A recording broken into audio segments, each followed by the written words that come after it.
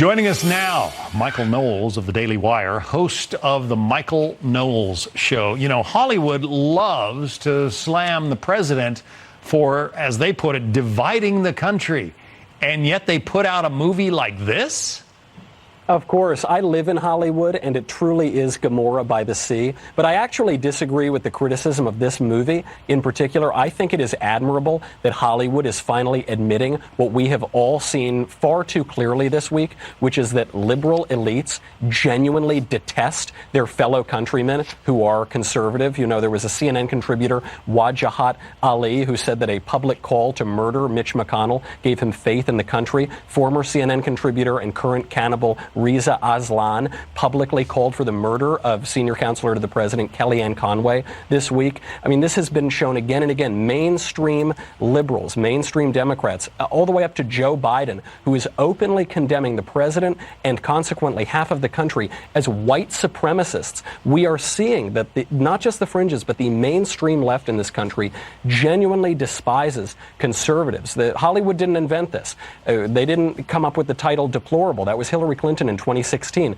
who called half her countrymen deplorable and irredeemable. Art is supposed to reflect life, and from what we've seen of this movie, it seems that it's actually doing a pretty good job of reflecting the political situation in this country. So is that why NBC Universal is so politically tone deaf that they're only willing to suspend the promotional campaign, but apparently they're still going to release the movie?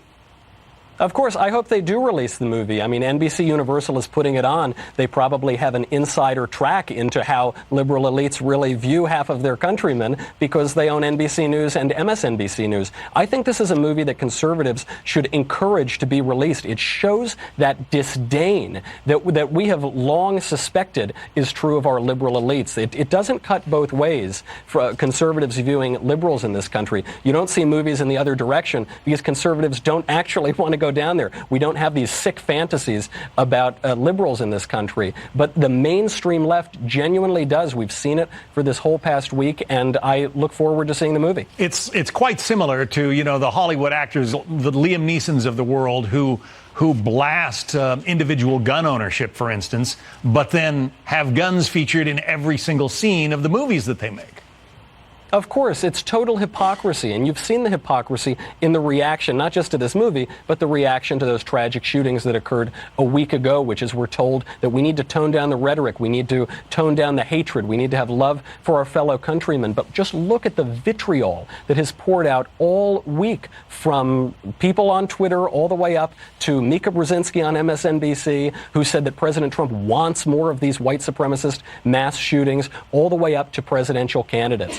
That is the reality that's going on here, and there is so much tripe that comes out of Hollywood, so many ways in which Hollywood tries to portray leftists as good and noble and wonderful and perfect and virtuous, and conservatives as awful and deplorable. And I think here you're actually seeing that script flip, whether it's because of some bizarre fantasy that leftist Hollywood has, or because they're actually intuiting the culture. But either way, I totally welcome it.